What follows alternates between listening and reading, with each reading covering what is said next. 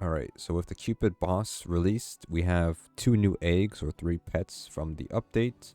We're going to have the teddy bear egg and the Cupid egg. We're going to showcase the pets and what they do as best as I can. They have mainly a lot of healing in it, so we'll see how that works. But with the teddy egg, it's going to cost you 400 Valentine coins in the coin shop in the event store. And then the Cupid egg drops from the boss at a 0.01%, which has always been the same percent for each boss, Fallen King, and Corrupted Class.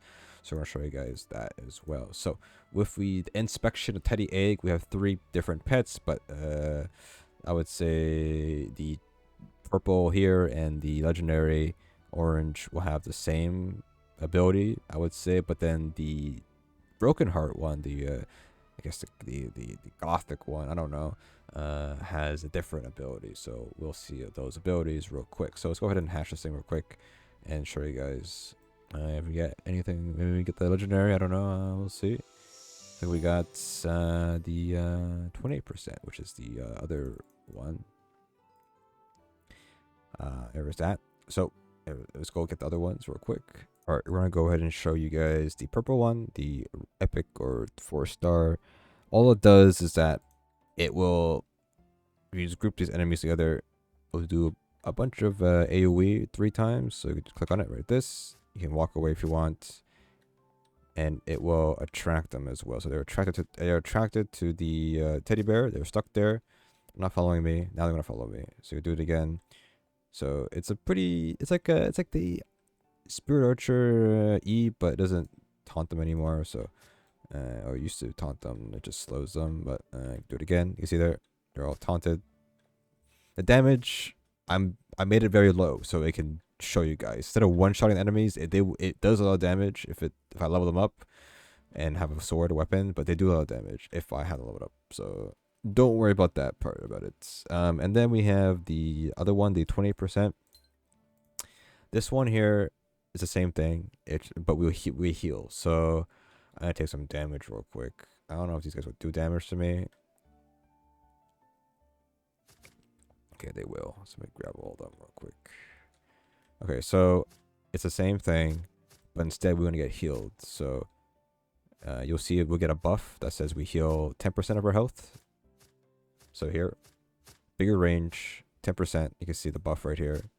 Every 10% we heal, but to be standing inside of it. So if we leave, of course, we will, we will not get the buff. But they were taunted though, so we shouldn't be getting hit anymore when it comes to that information there. So do it again, so we can get the buff and we can leave. It won't get refreshed. It won't get refreshed unless we walk back into it. So we walk back into it, the buff's back on us. So it's not that bad. I mean, healing wise, 10% of your maximum health, whatever. It's a lot, and it lasts until you walk out or it runs out, basically, which is, I would say, roughly like 6-8 seconds. So it's AoE heal too, so pretty decent, I would say. And then the last pet here, a bit different. It doesn't heal you. Instead, it reduces your cooldown. So the way this works is that you have to be standing inside of it, of course, and you get a buff. When you have that buff, you have a 70% cooldown reduction on your abilities when you use it. So here, we use it, and then you can see that our abilities are a lot less. So you can spam. See how we're spamming these abilities? Look, 70%, and we're still going. This is a lot much faster, right? If we use it now, we can't. Well, it's 5 seconds normally. It's 7 seconds. See that? It is a lot, and it did charm them too, I think. So also it charms them, which I didn't think it said that, but yeah, they're charmed. So look, my abilities are much lower cooldowns. So this is a very strong pet. Very, very strong. With the cooldown reduction, it's crazy. Okay, that increases your having reduced cooldowns on abilities just increases your damage by default. So there's gonna be some classes that will actually benefit, and it's a group AoE as well. So you're gonna see, like, if you're in a party, you have this activated, and okay, spam your abilities now. Start doing all your abilities and do your damage. This is very, very strong, and it lasts for a long time as well. So I recommend going for this pet if you're like playing a team or something in a party, or you can find maybe a use for it solo. I don't know, but very, very strong pet. And then we do Cupid pets here. So Cupid, I don't know what he does. I will test him out, but I'll hatch it just because why not on the videos. There he is. There's Cupid. Cupid's, and I'll look at his ability real quick. Alright, so Cupid's ability doesn't seem to be anything crazy, unless I'm using it wrong, but you can just press him down. This is a main attack that he does in the boss fight, and then he does a big AoE damage. This is only level 41 Cupid and a gray sword, so damage wise, it might be a nuke ability. So if I just keep leveling him up, if I level him up to max level here, right? And then I equip a better sword that does a little bit more damage. This one here. Now we can see how much. This is not a max character, but you can see how much damage this does. It's scalability. It has. That's 700k damage. Of course, it matters. Always depends on the low cooldown too. It's much shorter than like Fallen King, I think. Yeah, a little bit.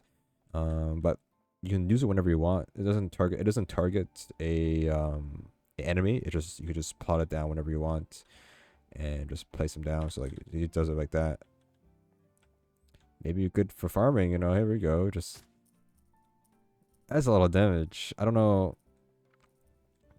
It feels like it's a lot of damage. I just don't know. It's spammable. It's burst. You can burst things down maybe with it. I don't know. Big AoE, but there's no benefit, no buffs. It's just straight just damage. It's not max level, but not a zero weapon. But honestly, I don't think it's that bad. But it's I don't know. Maybe I'm wrong, but I think the teddy bear one's really strong. The one that reduces your cooldown by 70%, which is a lot. So you feel like you can make some builds of that. But yeah, that's the Cupid boss there. Twice that cooldown. What's other ones there? 22 seconds, 20 seconds. I mean, having a taunt is pretty good, but this has no taunt. So, how does that damage? That's crazy.